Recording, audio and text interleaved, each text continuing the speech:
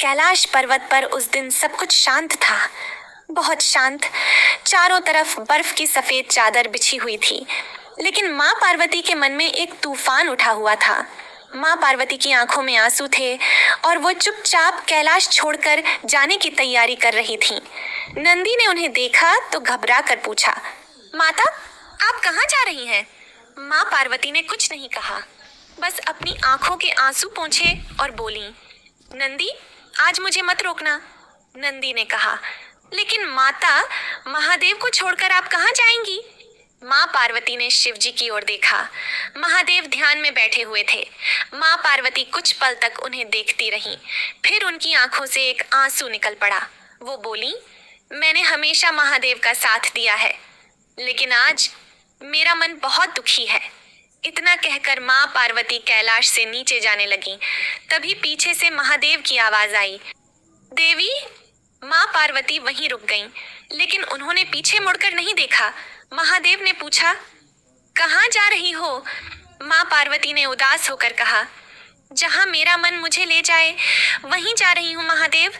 महादेव ने पूछा, क्या मुझसे कोई भूल हो गई? माँ पार्वती की आंखों में आंसू आ गए। उन्होंने कहा, भूल आपकी नहीं है महादेव, शायद मेरी उम्मीदें ही बहुत ज्यादा हैं। महादेव शांत होकर उनकी बात सुनते रहे। माँ पार्वती बोली, आप पूरी दुनिया के दुख समझ लेते हैं, भक्तों की पुकार सुन लेते हैं, सबकी परेशानी दूर कर देते हैं, लेकिन कभी कभी मुझे भी तो आपकी जरूरत होती है महादेव। महादेव ने अपनी आंखें खोली। माँ पार्वती की आंखों में दर्द देखकर उनका हृदय भी भर आया। महादेव धीरे धीरे उनके पास आए, लेकिन माँ पार्वती ने अपना चेहरा दूसरी तरफ कर लिया। वो बोली, आज नहीं महादेव, आज मुझे थोड़ा अकेला रहने दीजिए। माँ पार्वती फिर आगे बढ़ने लगी, एक कदम, फिर दूसरा कदम, और हर कदम के साथ उनकी आंखों से आंसू गिरते जा रहे थे। तभी महादेव ने पुकारा, पार्वती। माँ पार्वती रुक गईं। महादेव बोले, तुम कैलाश छोड़ सकती हो, लेकिन मेरे हृदय से कैसे जाओगी? माँ पार्वती की आंखें भर आईं। उन्होंने पीछे मुड़कर महादेव को देखा। महादेव उनके पास आए और बोले, देवी, प्रेम में कभी कभी नाराजगी भी होती है, कभी शिकायत भी होती है, लेकिन तुमसे दूर रहना मेरे लिए भी संभव नहीं। माँ पार्वती रोते हुए बोली, तो फिर मुझे मनाने में इतनी देर क्यों की महादेव?